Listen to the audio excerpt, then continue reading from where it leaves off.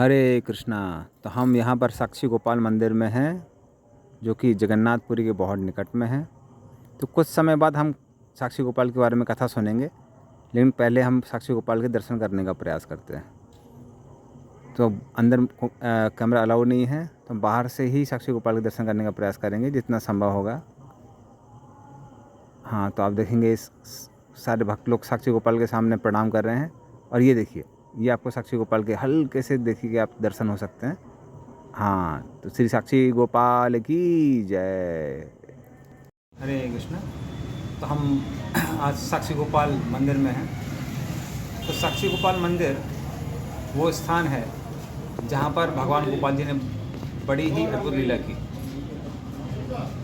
तो इसी स्थान पर एक बुजुर्ग ब्राह्मण रहा करता था आज से सैकड़ों साल पहले, और वो तीर्थ यात्रा के लिए गया। और उन दिनों लोग तीर्थ यात्रा प्रायः पैदल ही जाया करते थे। जब इस तरह से वो पैदल भ्रमण कर रहा था, इसी गांव का एक और गरीब पर जवान ब्राह्मण था, वो इनके साथ में तीर्थ यात्रा के लिए चला गया।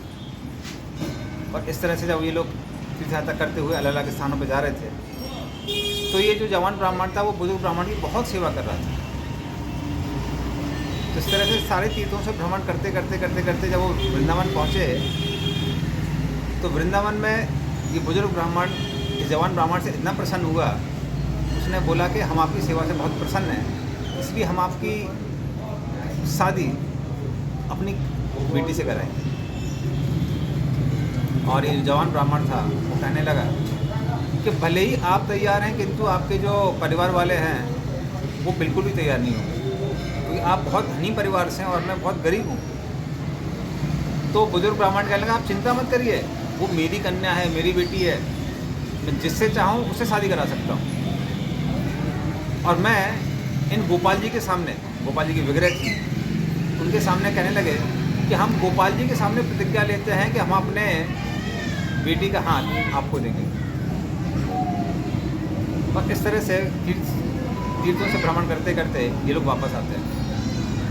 जब वापस आते हैं तो ये बुजुर्ग ब्राह्मण अपने लड़कों से कहता है कि ये जो जवान ब्राह्मण था, इसने बहुत हमारी सेवा की है, इसलिए हम अपनी बेटी का विवाह इस जवान ब्राह्मण से कराना चाहते हैं। ये सुनकर उसके जो बेटे थे बहुत गुस्सा हो गए, और बेटे कहने लगे कि नहीं नहीं, ये संभव नहीं है, ये जो व्यक्ति है बहुत निर्धन है और पैसा कमाने के लिए उसने आपकी इतनी सेवा की है। तो इस तरह से जवान ब्राह्मण वो कुछ समय बाद बहुत चिंतित होने लगा। वो सोचने लगा कि इस बुजुर्ग ब्राह्मण ने गोपाल जी के सामने प्रतिज्ञा ली थी कि वो अपनी बेटी का विवाह हमसे कराएंगे, लेकिन कितने दिन बीत गए हैं, अभी तक इसके बारे में चर्चा नहीं कर रहा है। तो ये जवान ब्राह्मण इस बुजुर्ग ब्राह्मण से मिलने के लिए जाता है, और बुजुर्ग ब्राह्मण से कहता है कि आपने प्रतिज्ञा ली थी, वो भी गोपाल जी के सामने, कि आप अपनी कन्या का हाथ हमको देंगे। तो बुजुर्ग ब्राह्मण कहने लगे, मुझे कुछ याद नहीं है। कारण था घर वालों का इतना दबाव था उसके ऊपर। तो वो देखने के बाद ये जो जवान ब्राह्मण है कहने लगा कि वो जो ठीक है, लेकिन गोपाल जी के सामने प्रतिज्ञा आपने जो ली है, साक्षी भी है, वो तो उचित नहीं है। तब तक उसके बेटे आ जाते हैं, कहते हैं, अरे तुमने हमारे पिता को कुछ नशीले पदार्थ देके बेहोश कर दिया, उनका पैसा लूट लिया, उनको इतना परेशान किया, और यहाँ पर अभी भी तुम परेशान कर रहे हो। और वो पंचायत में जाकर इस जवान ब्राह्मण की रिपोर्ट लिखा देते हैं। पंचायत बैठती है और जवान ब्राह्मण पूरी कथा सुनाता है, कैसे कि बुजुर्ग ब्राह्मण ने कहा था कि वो अपनी बेटी का हाथ हमको देगा, और जो लड़के थे वो मना कर देते हैं, कहते नहीं ऐसा नहीं है, बल्कि इसने लूटमार की हमारे पिता के साथ। तो जवान ब्राह्मण कहता है, लेकिन भगवान गोपाल जी स्वयं इसके साक्षी हैं। तो पंचायत वाले कहते हैं, अगर गोपाल जी साक्षी हैं तो उनको साक्षी देने के लिए आना चाहिए। वो कहते हैं ठीक है, गोपाल जी स्वयं साक्षी देने के लिए आए। और फिर ये जवान ब्राह्मण वृंदावन जाता है। वृंदावन जाने के बाद में वो भगवान गोपाल से कहता है कि हे भगवान, आपने स्वयं साक्षी ली थी, और अगर आप ये सिद्ध नहीं करेंगे कि आपके सामने साक्षी हुई थी, तो आपका जो भक्त है वो झूठा कहलाएगा।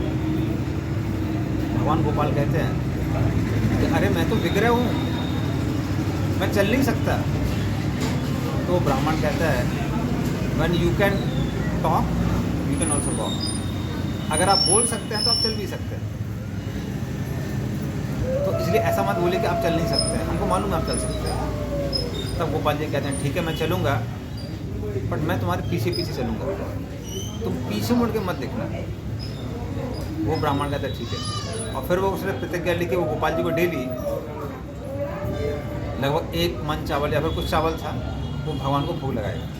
दिन भर वो चलते थे, वो ब्राह्मण आगे आगे, गोपाल जी पीछे पीछे, और फिर दिन के अंत में वो भगवान को भोग चढ़ाया करता था। इस तरह से कई महीनों बाद जब वो इस स्थान पर आए, और ये गांव का लगभग बाहर का क्षेत्र आ गया था,